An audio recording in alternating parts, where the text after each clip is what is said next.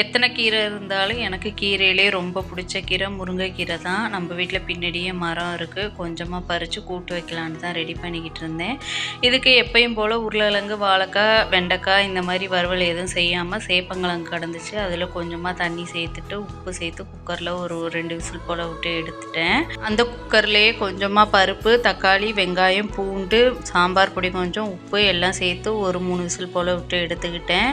கிழங்கு நல்லா உரிச்சிட்டு ரவுண்ட் இது மாதிரி ஸ்லைஸ் பண்ணி எடுத்துக்கணும். எடுத்துட்டு பேனில் கொஞ்சமாக ஆயில் சேர்த்துட்டு ஆயில் ஹீட் ஆனதையும் 2 செட்டாக போட்டு பாதி அளவு பொரிஞ்சு எடுத்தால் போதும். எடுத்ததுக்கப்புறம் அதே சட்டியில் எண்ணெயை கம்மி பண்ணிவிட்டு கொஞ்சமாக மஞ்சத்தூள், கொஞ்சம் பெப்பர், 1 ஸ்பூன் மிளகாத்தூள், கொஞ்சமாக மல்லித்தூள், கொஞ்சம் தண்ணி, தேவையான அளவு உப்பு சேர்த்து கிழங்கையும் போட்டு நல்லா மிக்ஸ் பண்ணி விட்டுறணும். எனக்கு இந்த சட்டி பத்தாதனால வேறு சட்டியில் மாற்றி நல்லா இந்த அளவுக்கு ஃப்ரை பண்ணி எடுத்துக்கிட்டேன். அப்படியே கூட்டையும் தாளிச்சு விட்டு லஞ்ச் பாக்ஸும் பேக் பண்ணி எடுத்து கொடுத்துட்டேன்.